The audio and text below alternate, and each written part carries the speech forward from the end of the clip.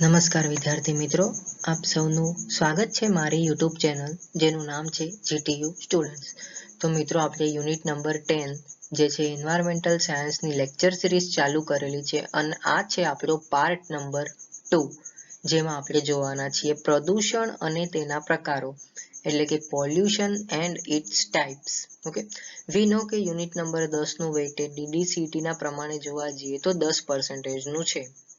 આશા કરું છું મિત્રો આના પહેલાનો વિડીયો જે હતો પાર્ટ નંબર 1 એ હતું ઇકોસિસ્ટમ એટલે કે નિવસન તંત્ર ઉપર હતો, તો તમે એ વિડીયો જોયો હશે અને પછી જ તમે આ વિડીયો ઉપર આવજો.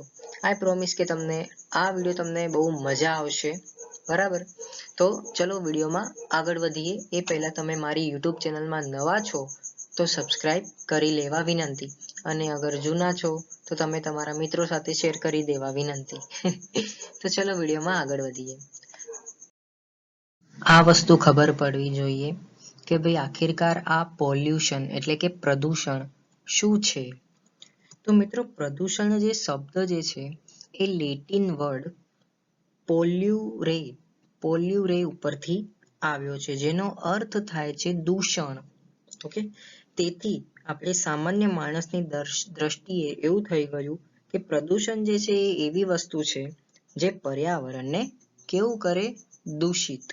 ઓકે, જેમ કે હવા, જમીન અને પાણીમાં હાનિકારક તત્વોની હાજરી છે જે જીવંત પ્રાણીઓ અને પર્યાવરણ પર અસર કરે છે, તેને આપણે પોલ્યુશન કહેવામાં આવે છે. તો હાર્મફુલ ગેસીસ, ફ્લુઇડ્સ અથવા અન્ય હાનિકારક પદાર્થો જે નેચરલ એન્વાયરમેન્ટમાં છોડવામાં આવે તો આ એક પ્રકારે ટોક્સિક મટીરિયલ એટલે કે ઝેરી પદાર્થ આપણે એને કન્સિડર કરી શકાય, જે માટી અને હવાને અશુદ્ધ બનાવે છે. ઓકે, તો ઇકોસિસ્ટમની જૈવ વિવિધતાને ખલેલ પહોંચાડતી પ્રવૃત્તિઓની અસર પણ પછી પ્રદૂષણમાં પરિણમે છે. તો તે પર્યાવરણ માટે પણ જોવા જઈએ તો ખતરો ઊભો કરી શકે છે. Now we want to know about more types of pollutions. So basically friends, pollutions ના ઘણા બધા પ્રકારો પડે છે, બટ બેઝિકલી પોલ્યુશનને આપણે બે ભાગમાં ડિવાઈડ કરી શકાય. પહેલું જે છે નેચરલ ઇવેન્ટ એટલે કે કુદરતી ઘટનાઓ, અને બીજું છે એ મેન મેડ એક્ટિવિટીઝ એટલે કે માનવ સર્જિત ઘટનાઓ. જેમ કે નેચરલ ઇવેન્ટમાં શું આવી ગયું, લાઈક ફોરેસ્ટ ફાયર એટલે કે જંગલમાં આગ લાગવી.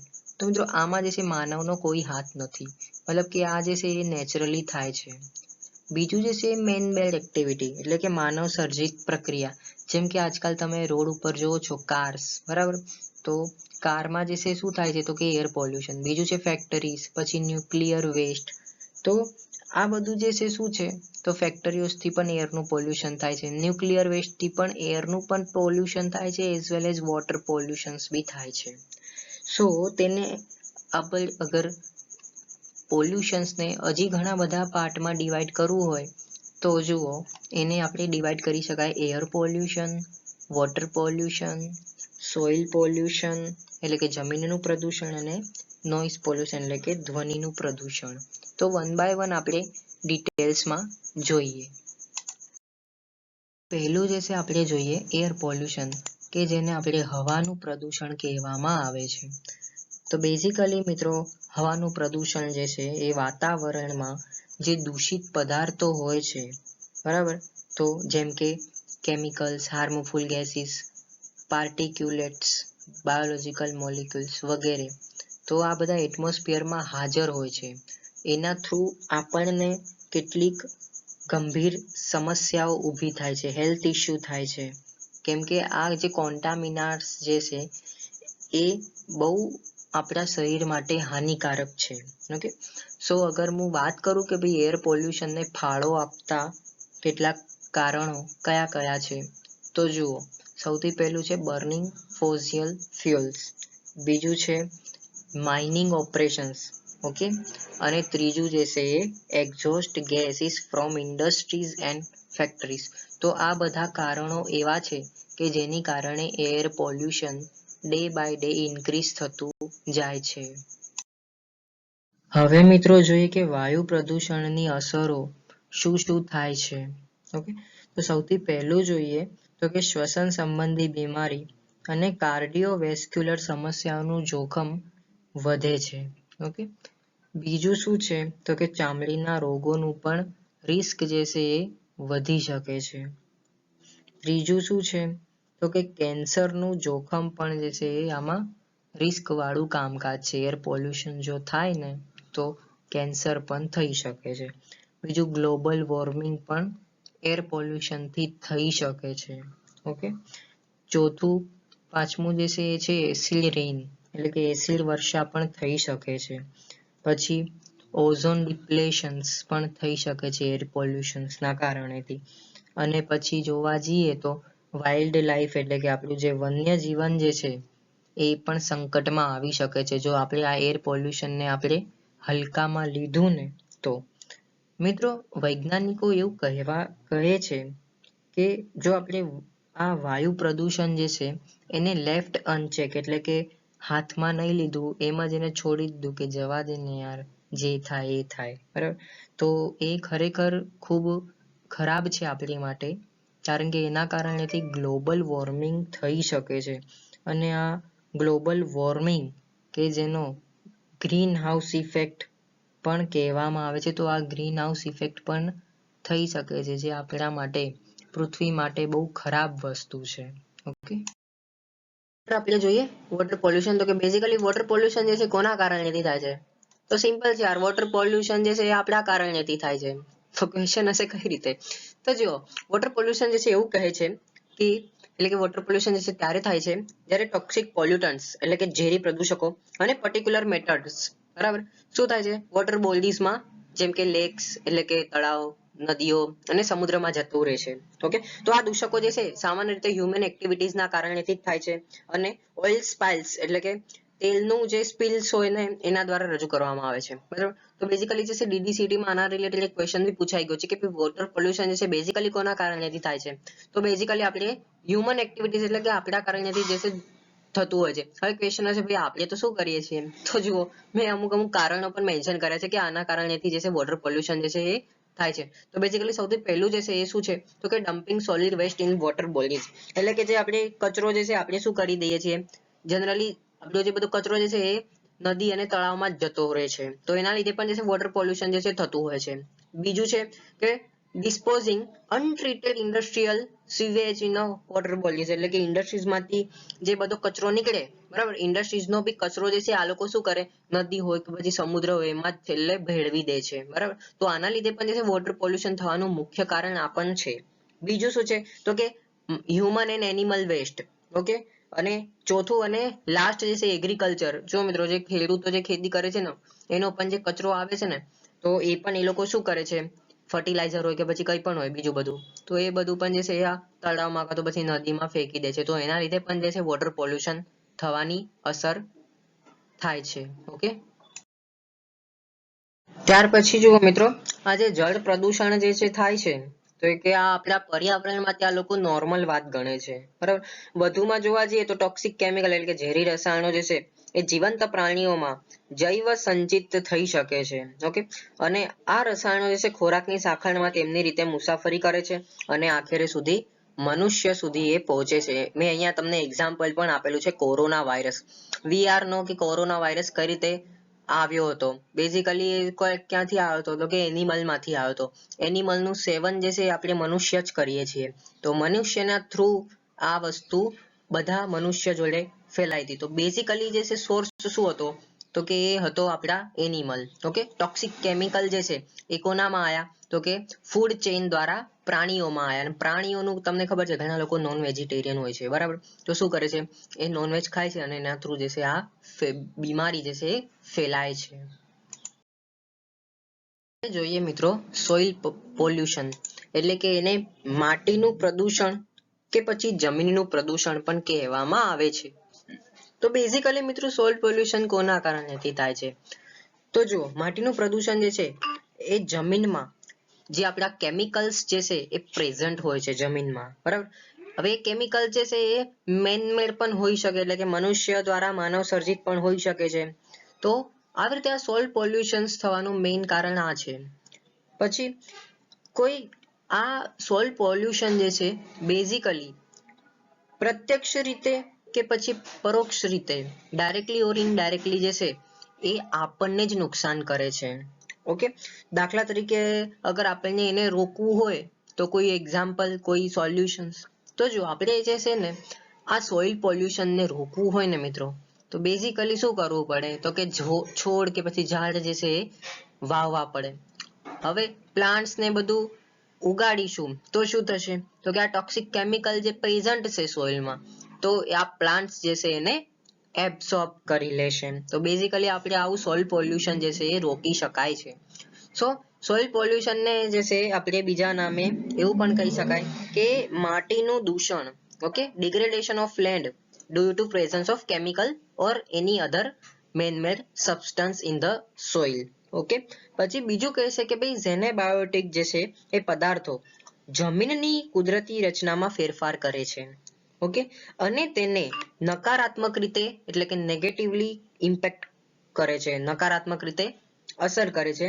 તો આ જે છે ડાયરેક્ટલી કે પછી ઇનડાયરેક્ટલી કોને નુકસાન કરશે તો કે આપણા જીવનને જે છે એ ભારે નુકસાન કરી શકે છે. સો એનું સોલ્યુશન શું છે તો કે આપણે એના માટે સોઇલ પોલ્યુશન રોકવા માટે આપણે પ્લાન્ટ્સ એટલે કે છોડ વાવવા પડે. ઓકે, તો આપણે છોડ જો વાવીશું તો શું થશે તો કે આ ટોક્સિક કેમિકલ જે છે આ છોડ એને એબ્ઝોર્બ કરી લેશે. ઓકે, સો બેઝિકલી છોડ જે છે પર્યાવરણમાં ઉત્પાદક હોવાથી તે ખોરાકની સાંકળમાંથી પસાર થાય છે. ઓકે, એનું શું કરી લેશે, એબ્ઝોર્બ કરી લેશે, અને જે આપણું છોડ જે છે તો ઇનડાયરેક્ટલી આપણને ફૂલ આપે છે કાં તો પછી કંઈ ખાવાનું આપે છે. તો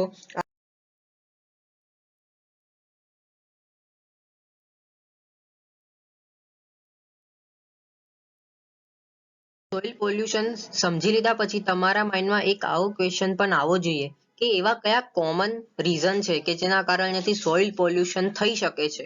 તો એમાં સૌથી પહેલું જે છે એ આવે છે ઇનપ્રોપર ઇન્ડસ્ટ્રીયલ વેસ્ટ ડિસ્પોઝલ, એટલે કે ઔદ્યોગિક કચરાનો અયોગ્ય નિકાલ. એટલે કે જે ઇન્ડસ્ટ્રીમાંથી જે કચરો આવે છે એમાં લોકો કેવું કરે છે કે તળાવમાં ફેંકી દે છે, બરાબર, નદીમાં ફેંકી દે છે, કાં તો પછી એ લોકો કેવું કરે અમુક વાર જે જમીનમાં પણ જે છે દાટી દે છે. ઓકે, તો આના કારણેથી પણ જે છે સોઇલ પોલ્યુશન થઈ શકે છે. બીજું જે છે એ છે ઓઇલ સ્પિલ્સ. ઓકે, પછી ત્રીજું જે છે એ છે acid rain which is cause by air pollution. આપણને ખબર છે મિત્રો કે એર પોલ્યુશન જે છે કોના કારણેથી થાય છે તો કે એસિડ રેઇનના કારણેથી થાય છે. તો બેઝિકલી આ જે છે સોઇલને અફેક્ટ કરે છે, એટલે કે જમીનને પણ આ કંઈક ના કંઈક અફેક્ટ કરે જ છે. અને ત્રીજું જે છે એ છે માઇનિંગ એક્ટિવિટી. ઓકે, આ પણ જે છે કંઈ ના કંઈક સોઇલ પોલ્યુશનની સાથે સંબંધ ધરાવે છે. અંતે આવે છે સઘન ખેતી એટલે કે ઇન્ટેન્સિવ ફાર્મિંગ અને એગ્રોકેમિકલ્સ એટલે કે કૃષિ રસાયણો લાઈક ફર્ટિલાઇઝર એન્ડ જંતુનાશકો. આ જે છે એ પણ જે છે ક્યાંક ને ક્યાંક જમીનનું ખવાણ થવા માટે અયોગ્ય છે મિત્રો, બરાબર. આના લીધે પણ જે છે સોઇલ પોલ્યુશન થતું હોય છે. બેઝિકલી મેઇન જે છે એ ખરાબ રસાયણો આપણે યુઝ કરીએ છીએ.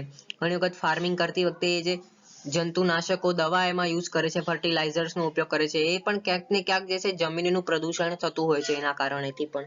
અને લાસ્ટ જે છે એ છે ઇન્ડસ્ટ્રીયલ એક્સિડન્ટ, એટલે કે અકસ્માતો પણ જે છે ઇન્ડસ્ટ્રીઝમાં કંઈ ના કંઈક થતા હોય છે. હવે ક્વેશ્ચન હશે કઈ રીતે તો કે વિસ્ફોટ થઈ જાય છે અમુક વખત, તમે જોજો બોઇલર ફાટી જશે, કાં તો પછી ન્યુક્લિયર જ્યાં આગળ હશે પ્લાન્ટ તો એમાં પણ જે છે કંઈ ના કંઈક થતું હોય છે. તો આ બધું પણ જે છે ક્યાંક ને ક્યાંક જમીનને પ્રદૂષણ થતું હોય છે. આ બધા કોમન રીઝન છે.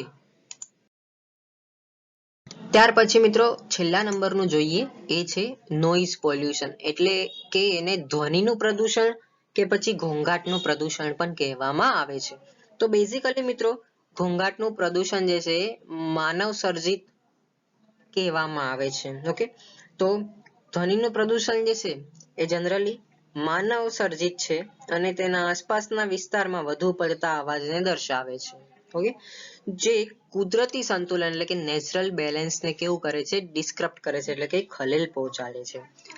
સામાન્ય રીતે એટલે કે ઇન જનરલ કોઈ પણ સાઉન્ડ જે છે એ જો 85 ડેસિબલ થી વધુ હોય તો તેને કેવું કહેવામાં આવે છે, નુકસાનકારક માનવામાં આવે છે. અને એના ઉપરાંત જો આટલા ડેસિબલ કે થોડા વધારે ડેસિબલ સુધી અગર આ સાઉન્ડ આવી ગયો તો હ્યુમન હેલ્થ ઉપર પણ ઇમ્પેક્ટ કરી શકે છે મિત્રો. ઓકે, સો બેઝિકલી તમારે આટલી વસ્તુ ધ્યાનમાં રાખવાની. જો હું થોડું વધારે આના રિલેટેડ તમને કહું તો નોઇઝ પોલ્યુશન એટલે કે ઘોંઘાટનું પ્રદૂષણ એ આસપાસના વિસ્તારમાં વધુ પડતા અવાજોને દર્શાવે છે, જે કુદરતી સંતુલનને ખલેલ પહોંચાડે છે. ઓકે, સામાન્ય રીતે આ જે કેવું છે એ મેન મેડ એક્ટિવિટી છે. ઓકે, જો કે અમુક વાર એવું પણ થાય છે કે જ્વાળામુખી જે છે એ ફાટી નીકળે છે ને તો બી આવો અવાજ થાય છે અને આવી રીતે ધ્વનિનું પ્રદૂષણ પણ થતું હોય છે. ઓકે, સો બેઝિકલી એક વસ્તુ તો ખબર પડી ગઈ, પણ અગર તમને DDCT માં પૂછી શકાય કે ભાઈ બીજી કઈ એક્ટિવિટી છે જેના કારણેથી નોઇઝ પોલ્યુશન થાય છે, તો એમાં વોલ્કેનો પણ લખ્યું હશે તો તમારે એવા રીઝનમાં આવી જશે, વોલ્કેનો રીઝન તમારું આવી જશે. બરાબર, ધ્યાનમાં રાખજો, નાની નાની વસ્તુ છે પણ ધ્યાનમાં રાખજો. પછી ઇન જનરલ એટલે કે સામાન્ય રીતે કોઈ પણ અવાજ જે 85 ડેસિમલ થી વધુ છે તો તેને કેવું ગણવામાં આવે છે? નુકસાનકારક ગણવામાં આવે છે. તે ઉપરાંત વ્યક્તિના સંપર્કમાં આવવાનો સમયગાળો અને તેમના સ્વાસ્થ્ય પર અસર કરે છે, એટલે કે કોઈ માણસ આના અરાઉન્ડ આવી ગયું તો એના હેલ્થ ઉપર પણ ઇમ્પેક્ટ પડી શકે છે. અને જો હું નોર્મલ કન્વર્ઝન આપણું કહું, આપણે જે વાતચીત કરીએ છીએ તો એનું કન્વર્ઝન કેટલા ડેસિમલ સુધીનું હોય છે? 60 ડેસિબલ સુધીનું હોય છે. આ વસ્તુ ધ્યાનમાં રાખજો. અને જેટ ટેકિંગ ઓફ એટલે કે જ્યારે જેટ જે છે ટેક ઓફ કરે છે તો ત્યારે એ 150 ડેસિબલ જેટલો અવાજ પ્રોડ્યુસ કરે છે. તો આમ કહી શકાય કે ભાઈ અહીંયા નોઇઝ પોલ્યુશન થવાનું એક કારણ આ પણ છે. ઓકે, ત્યાર પછી મિત્રો તમને એક માઇન્ડમાં સવાલ આવવો જોઈએ કે ભાઈ બીજા એવા કયા રીઝન છે જેના કારણેથી નોઇઝ પોલ્યુશન એટલે કે ધ્વનિનું પ્રદૂષણ થાય છે. તો બેઝિકલી જે નોઇઝ પોલ્યુશનને કોન્ટ્રીબ્યુટ કરતા પરિબળો કંઈક આ પ્રકારે છે કે ભાઈ industry oriented noise such as a heavy machine, mills, factories. બરાબર, મને નથી લાગતું આમાં મને વધારે એક્સપ્લેન કરવાની જરૂર રહેશે, કેમ કે બેઝિકલી આપણને ખબર છે ઇન્ડસ્ટ્રીમાંથી જે છે એ મોટી મોટી મશીનો કે પછી મિલનો જે છે અવાજ આવતો હોય છે, એના કારણેથી પણ નોઇઝ પોલ્યુશન થતું હોય છે. બીજું જે છે transportation noise from vehicle, aeroplanes, એટલે કે આપણને ખબર છે એરોપ્લેન જ્યારે આપણા ઘરના છતથી ઉપર જાય ખબર છે કેટલું ઊંચું હશે તો પણ જે છે આપણા ઘરમાં એનો અવાજ આવે છે, તો બેઝિકલી આ નોઇઝ પોલ્યુશન કહેવામાં આવે છે. ઓકે, પછી ટ્રાન્સપોર્ટેશન જે વ્હીકલનું થતું હોય, જેમ કે ટ્રકમાંથી આજકાલ આ તો ટ્રેન્ડ નીકળી ગયો છે. બરાબર, ટ્રક અગર આજુબાજુમાંથી જાય છે તો એ અવાજ કરે છે, તો આ પણ એક પ્રકારનું નોઇઝ પોલ્યુશન છે. આફ્ટર ધેટ કન્સ્ટ્રક્શનલ નોઇઝ, આપણને ખબર છે મિત્રો કે અગર કન્સ્ટ્રક્શન થતું હોય તો ત્યાં પણ જે છે મશીનનો અવાજ ને બધું થતું જ હોય છે, તો એનો નોઇઝ પોલ્યુશનનું એક કારણ હોઈ શકે. અને પછી નોઇઝ ફ્રોમ સોશિયલ ઇવેન્ટ્સ, જેમ કે કોઈકનો મેરેજ જતા હોય તો એમાં લાઉડસ્પીકર આપણું યુઝ કરવામાં આવે છે, તો એના કારણેથી પણ નોઇઝ પોલ્યુશન થતું હોય છે. ડીજે, ઓકે, ડીજેના કારણેથી પણ થતું હોય છે. અને પછી ફાયર ક્રેન્ક્સ એટલે કે ફટાકડાઓના લીધે પણ નોઇઝ પોલ્યુશન થતું હોય છે. ફટાકડાનું જે છે આપણે એવું પણ કહેવામાં આવે છે કે બીજી તરીકેથી આપણા સ્વાસ્થ્ય માટે પણ હાનિકારક છે, કેમ કે એનો જે વાસ હોય છે, બરાબર, તો એ આપણા શરીર માટે પણ હાનિકારક છે. તેમજ એ નોઇઝનું પોલ્યુશન પણ કરે છે ફટાકડાઓ. બરાબર, તો અને પછી લાસ્ટ આપણું હાઉસ હોલ્ડ નોઇઝ એટલે કે જેમ આપણે મિક્સર આપણે ઉપયોગ કરીએ છીએ મિક્સરનો, પછી ટીવી, અમુક આ ટીવી ફૂલ એકદમ મોટા અવાજે હોય તો એ નોઇઝ પોલ્યુશનનું કારણ બની શકે. અને વોશિંગ મશીન પણ જે છે જનરલી નોઇઝ કરતી હોય છે મિત્રો. તો આ બધા નોર્મલ નોઇઝ પોલ્યુશનના ઉદાહરણો છે કે આના કારણેથી જે છે નોઇઝ પોલ્યુશન થાય છે. જુઓ મિત્રો, આ નોઇઝ પોલ્યુશન જે છે એ અર્બનાઇઝેશન એટલે કે શહેરોમાં તેમજ ઇન્ડસ્ટ્રીયલાઇઝેશન એટલે કે ઔદ્યોગિકરણમાં જે છે આ બહુ નોર્મલ કહેવામાં આવે છે. બરાબર, તો અગર જોવા જઈએ તો નોઇઝ પોલ્યુશન જે છે આપણને હ્યુમન ઉપર શું અસર કરે છે, તો જો સૌથી પહેલા હિયરિંગ લોસ એટલે કે સાંભળવાની ખોટ એટલે કે ઓછું સંભળાવવું, તો આ મેઇન જે છે આપણે કહી શકાય કે નોઇઝ પોલ્યુશનથી આ વસ્તુ થઈ શકે છે. બીજું શું થાય તો કે ટીનીટસ થઈ શકે છે. ઓકે, પછી ત્રીજું એવું કહી શકાય કે બહુ બધો ઘોંઘાટ હોય ને તો આપણને ઊંઘવાની પણ જે છે એ ઊંઘ ના આવે. બરાબર, તો ઊંઘ ન આવવાની વિકૃતિ થાય એને પણ આપણે એવું કહી શકાય કે એનું મેઇન કારણ જે છે એ છે નોઇઝ પોલ્યુશન. પછી ત્રીજું જે છે એ હાઇપર ટેન્શન એટલે કે હાઈ બીપી જેને થઈ જાય છે, તો એનું મેઇન રીઝન આ પણ છે કે માણસ જે છે ઘોંઘાટ વાળી વસ્તુમાં વધારે પડતું રહે છે. પછી ત્રીજું અને લાસ્ટ જે છે કોમ્યુનિકેશન પ્રોબ્લેમ, એટલે આના કારણેથી શું થશે, સાંભળવાની અસર જે છે એ ઓછી થઈ જાય છે. અને આજકાલ લોકો કેવું કરે છે કે હેન્ડ્સ ફ્રી ને બધાનો ઉપયોગ બહુ કરે છે, તો મહેરબાની કરીને હેન્ડ્સ ફ્રી નો બને તેટલો ઓછો ઉપયોગ કરો મિત્રો. અને તે સિવાય આજકાલ જે છે એ વાયરલેસ આવી ગયા છે, તો કોઈ દિવસ એનું પાછળનું બિહાઇન્ડ રીઝન પણ તમે જો, આ વાયરલેસ આપણને કઈ રીતે હાનિકારક પહોંચાડે છે, બીકોઝ ઓફ ફ્રીક્વન્સી. ની ફ્રીક્વન્સી જે છે બહુ હાઈ હોય છે, જે આપણા કાનને બહુ નુકસાન કરે છે. ઓકે, બટ આજકાલ ટ્રેન્ડ થઈ ગયો છે એટલે આપણે એના રિલેટેડ વધારે બોલી ન શકાય, પણ તો બી બને તેટલો હેન્ડ્સ ફ્રી નો ઉપયોગ તમે ઓછા કરતા રહો. ઓકે, સો નોઇઝ પોલ્યુશન એના કારણેથી પણ થાય છે. અને બેઝિકલી આજે આપણે હેન્ડ્સ ફ્રી નો ઉપયોગ કરીએ છીએ ને મિત્રો, તો એ આપણા માઇન્ડ ઉપર પણ કંઈ ને કંઈક અસર કરે છે જ. ઓકે, તો ચલો આપણે આગળ વધીએ. તો બેઝિકલી મિત્રો આ હતું આપણું નોઇઝ પોલ્યુશન, વોટર પોલ્યુશન, એ બધું આપણે જોઈ ગયા. DDCT માં કેવો ક્વેશ્ચન આવી ગયો મેં ઓલરેડી ડિસ્કસ કરી લીધો છે, પણ તોય હું તમને રૂબરૂ બતાવી દઉં કે DDCT માં કેવો ટાઈપનો ક્વેશ્ચન આવી ગયો છે. મેન્શન કર્યું છે કે which of the following are the primary causes of water pollution. મેં તમને ઓલરેડી ડિસ્કસ કરી લીધું છે, બરાબર. હ્યુમન એક્ટિવિટીના જ કારણેથી જે છે વોટર પોલ્યુશન થતું હોય છે.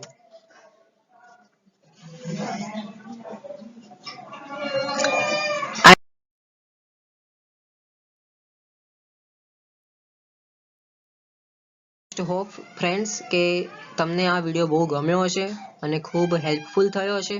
જો તમે મારી યુટ્યુબ ચેનલમાં નવા છો તો પ્લીઝ સબસ્ક્રાઇબ કરી લો. તમે તમારા મિત્રો સાથે વિડીયોને શેર કરો. Thank you so much. અને આ વિડીયોના અંતે, એટલે કે જેમ આપણું બધું લેક્ચર સિરીઝ પતી જશે એના પછી હું આના રિલેટેડ જે છે MCQ સિરીઝ બનાવીશ, તો પ્લીઝ તમે મારી યુટ્યુબ ચેનલમાં નવા છો તો સબસ્ક્રાઇબ કરી લો.